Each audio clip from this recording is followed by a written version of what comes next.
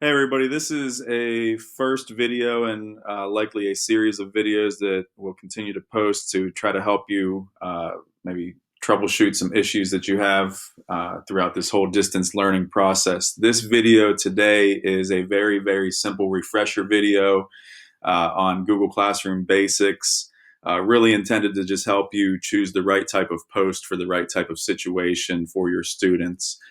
So I'm going to get right into it, and I want to go off to any of my classrooms. I first want to just address real quick the difference between the stream and the class work.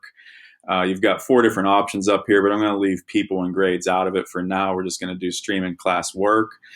Stream is where typically, or actually is where everything goes. As far as announcements, as far as anything that you post, it shows up in the order in which you assign it, with the newest post up top. But you can always use the three dots over here to move things to the top, to edit things as needed.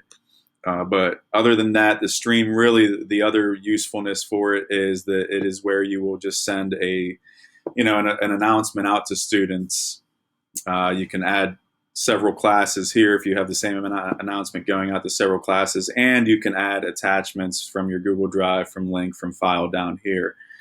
But what I really wanted to get to is helping individuals who are having difficulty choosing what post they want for the right type of situation that they are trying to accommodate. You have a few different options over here: assignment, quiz assignment, question, material, reuse post, even topic down here. But what I really want to focus on is assignment, question, and material.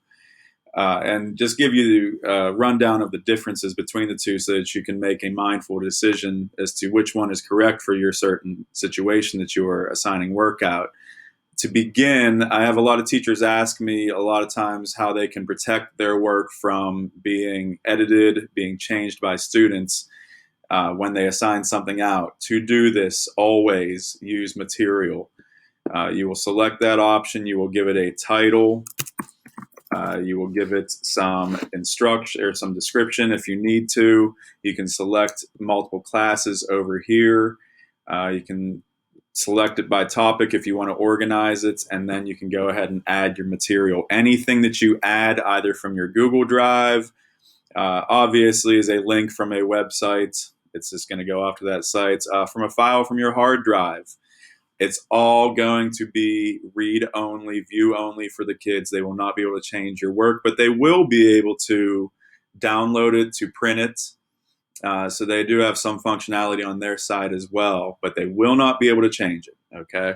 So if you want something sent out to students that is view only, read only, you want to always use the material type of post.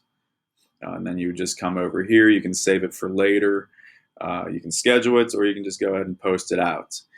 If you want to have a running tally of who's doing what, how many are turned in, how many are still out there, then you would choose the assignment post, and you would give this a name. You can give it some instructions. And you see over here you have more options. You can choose the different classes if they are the same or the same class, different section. You can send it out to multiple sections. You can obviously see all the different categories over here. But what I really wanted to show you, minus all this, is when you go to assign something out, if you select it from your Google Drive, which is definitely the best way to go about doing this, when you select something, I'm just going to send something random on, you get some options right here. And please be mindful of those. This can help you out. Students can view file. That is the same thing as almost like a material. They can only see it. They will not be able to work with it. If you change it to students can edit file, that is a collaborative experience for the kids. You would send one thing out to that everybody gets on, and they would all be changing it at the same time. Sometimes that works, sometimes it doesn't. And the last option is to make a copy for each kid. That is the one that I typically use for assignments, because it obviously is just like handing it back the rows for the kids themselves if we are in the classroom. So this is the best way to go for whenever you are assigning out work that you need to keep track of who's doing what. The last one that I will quickly If you use the question function, you come over here and you select question. This is just off of the create tab again. You can hit question and you can begin to type your question out. This is more or less an opportunity to provide an open-ended type of response opportunity to answer, or for students to answer a question like that. Even you can change it to multiple choice, and it can basically be like a poll question, or it can be a question of the day type of thing. This is useful whenever you're just trying to get some immediate feedback on something. Whether it's, like I said, a discussion type of question, or if it's something that it requires multiple choice, you can obviously select that and type out your question and add your options down below. I typically use it for short answer because when you come over to the right-hand side, you will see that it gives you the option to allow students to either edit their answer or to reply to each other. If you've ever been on an online class in college and the professor says to respond to something and then to reply to 3 or 4 classmates, this is what we're talking about. Students can reply to each other. That's the checkbox that you want to have marked. The other one is good to have checked so that kids can go back in and edit their work. A lot of times, especially whenever we're sitting in classes and we're doing this, they run out of time and they need to get back into their response. If you don't have this checked, they hit submit, they lose access to it. If you have it checked, they can go back in and edit it up until the point that it's due. Okay, so there's a little bit of flexibility in there that you can give to the kids.